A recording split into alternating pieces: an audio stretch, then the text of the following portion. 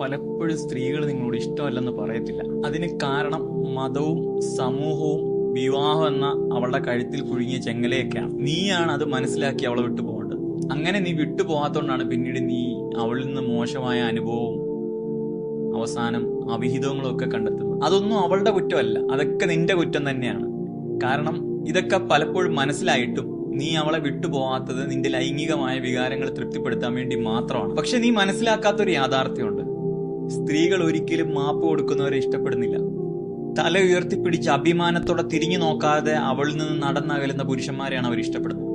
അവൾക്ക് നിന്നെ ബഹുമാനിക്കാൻ മരണം വരെ ആ ഒറ്റ കാരണം മതി. അങ്ങനെയാണ് നീ ആണാണെന്ന് തെളിയിക്കേണ്ടത്. അതിനുള്ള നെഞ്ചുറപ്പുള്ളവൻ മാത്രമേ ഒരു പെണ്ണിന്റെ ജീവിതത്തിലേക്ക് കടന്നു ചെല്ലാവൂ. You need to learn discipline and self respect to maintain a woman, otherwise she will manipulate U.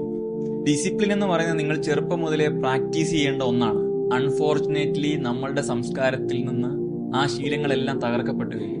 Intense ആയ ഫിസിക്കൽ ട്രെയിനിങ്ങിലൂടെ കടന്നുപോയാൽ മാത്രമേ നിങ്ങൾക്ക് സെൽഫ് ഡിസിപ്ലിനും ഇമോഷണൽ കൺട്രോളും ഒക്കെ അച്ചീവ് ചെയ്യാൻ കഴിയുകയുള്ളൂ. അതിന് ഒരു എളുപ്പ വഴിയില്ല. ഫിസിക്കാലിറ്റി അച്ചീവ് ചെയ്യാതെ ഒരിക്കലും നീ ഒരു സ്ത്രീയുടെ ജീവിതത്തിലേക്ക് കടന്നു ചെല്ലരുത്. അവൾക്ക് നിന്നെ വളരെ എളുപ്പത്തിൽ മാനിപ്പുലേറ്റ് ചെയ്യാൻ പറ്റും. അതുകൊണ്ട് ഓവർ കോൺഫിഡൻസ് വിട്ടിട്ട് ഈ വിഷയം പഠിക്കാൻ ശ്രമിക്കുക. ഞാൻ നിങ്ങൾക്കൊരു ഉദാഹരണം കൂടെ പറഞ്ഞു തരാം.